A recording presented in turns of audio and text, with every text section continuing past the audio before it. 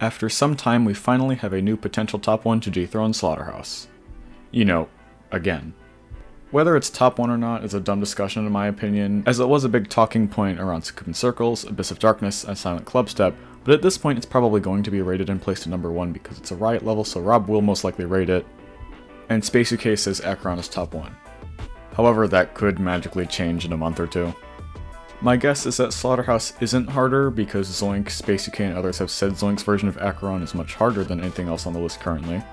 So in this video I'm not going to discuss the difficulty of the level because it just really sums up to what I just said. It's harder than Slaughterhouse, and Space can't say otherwise because Riot is better at holding the list mods hostage than he is.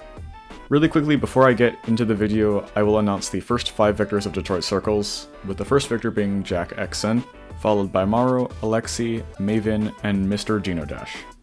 Links to the completions are in the description, so go be sure to give them some attention for beating Detroit Circles within hours of its verification. So after many months of the open verification race, Zoink finally verified his version of Acheron, which is much harder than the original version and Helix's version, Helix being another big contender for this verification. While this version is almost certainly harder than Slaughterhouse, which might not age the best, but whatever, it is supposedly very unfun to play, although Zoink did give it an 8 out of 10 on enjoyment rating when verifying the level, so maybe it isn't that bad. Also, Aeon did seem to enjoy playing the level in his video going through it in practice mode, but take that with a grain of salt as it is an Aeon opinion. Although, at this point, a top 1 on the list is almost guaranteed to be somewhat unfun considering freaking Silent Clubstep isn't even in the top 3. But even if it's not that fun to play, I still think it couldn't be that bad compared to the abysmal ASS trilogy, Abyss of Darkness, Succubine Circles, and Slaughterhouse. Please don't kill me, Susan. And of course Silent Clubstep is in the top 5. I will say that I like this level cuts to the chase and doesn't bore you with an extensively bland pre-drop that is easier than the rest of the level. I don't have much else to say about the gameplay. I mean, I can't even really beat Bloodbath, so let's move on. So the decoration in Acheron is what really makes this level stand out to me as a new potential top 1.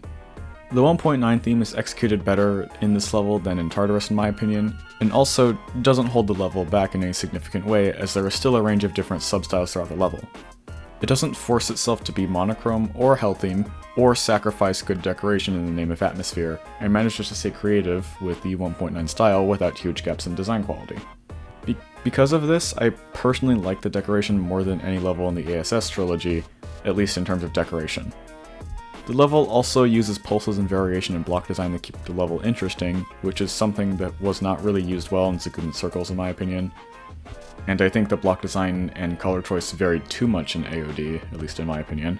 Acheron, I think, is the right balance between simple and complex and interesting, while also keeping a consistent theme.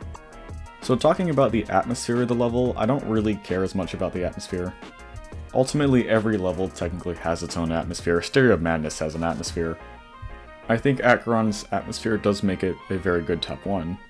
It may not be as in-your-face directly intimidating as Slaughterhouse tries to be, but I still think it works nonetheless.